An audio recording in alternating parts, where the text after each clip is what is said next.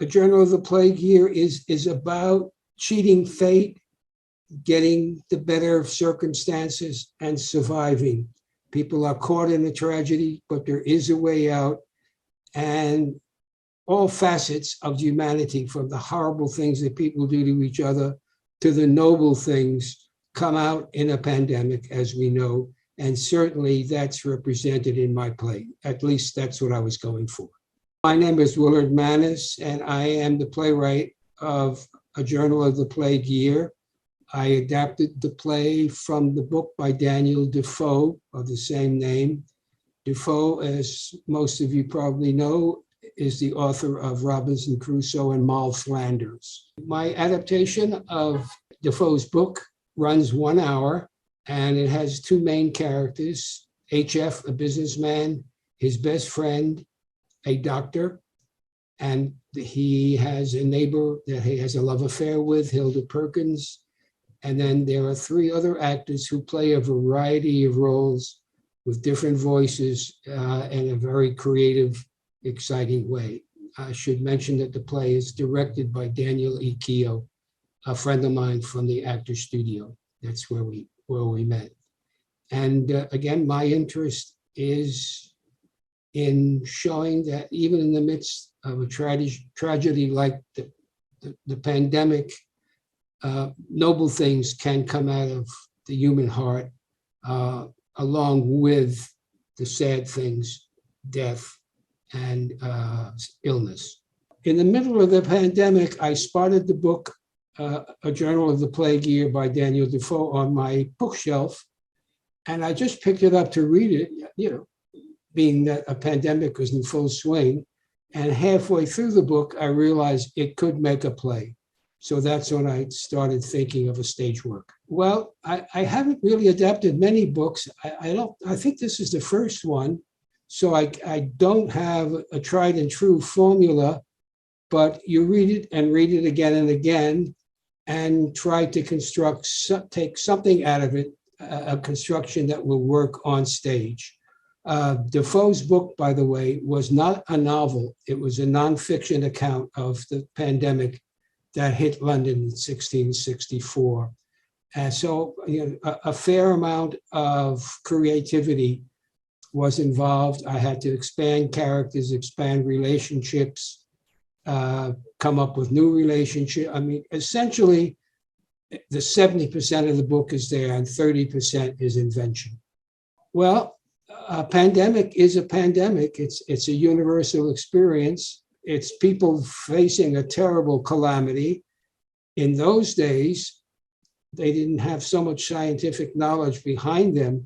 They were completely bewildered, had no idea where this plague was coming from and why it was happening to them. Defoe was 5 years old when the plague hit London. He didn't write this book until about 20 years later. I think he saw another pandemic approaching England and decided to write this book as a kind of warning, cautionary warning to people out there. He's a businessman who has only initials, HF, and he's an amateur historian. And his account of the play comes out of the walks he took through the city, mostly to go to his shop. He was a saddler, but also he just took walks around the city to make notes, and with the intention of writing a book about it, which he eventually did. Basically, it's a portrait of people who are embattled, facing terrible, strange mystery, a disease that had no idea what caused it at that time, and they had no idea why it was striking them at that time. So it's a portrait of people under extreme pressure, like people in war, bombed out cities and so on, reacting to this terrible, terrible occurrence. Of course, I hope it's a powerful dramatic experience, but also we're repeating many of the things that happened in the plague. And I think there are things to be learned from the reactions and the actions in 1664 to today. One thing to be stressed, my production is a radio play. It would have been nice to have a big theater company behind it with 15, 20 actors involved and a big set and lots of costumes and so on. But that wasn't possible at this time. So the most practical way to approach the problem was to turn it into a radio play. So the actors in the show have script in hand, but there is a music and soundtrack. And, I believe it works well that way. It's an intimate way to connect with the audience, but they're not seeing a big full production. I think to take some courage in the fact that the pandemics do terrible things, but do pass, and that it is possible to survive and go on to a decent life, which is the case with HF. He comes through that terrible experience, and his last words, I alive. That's his last shout out to the audience. Well, again, to learn how people reacted to a pandemic and a different time. Also, the play is not completely gloomy. There was a lot of humor. There's a love story, and there's humor and some music and so on. So it is a stage piece. And whatever you get out of going to the theater, I hope you'll get from this production as a radio play.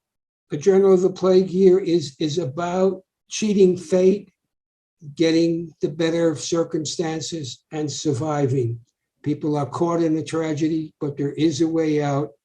And all facets of humanity, from the horrible things that people do to each other to the noble things, come out in a pandemic, as we know. And certainly that's represented in my play. At least that's what I was going for. My name is Willard Manus, and I am the playwright of A Journal of the Plague Year. I adapted the play from the book by Daniel Defoe of the same name. Defoe, as most of you probably know, is the author of Robinson Crusoe and Moll Flanders. And he was one of the famous British playwright, well, not playwrights, but writers of his time.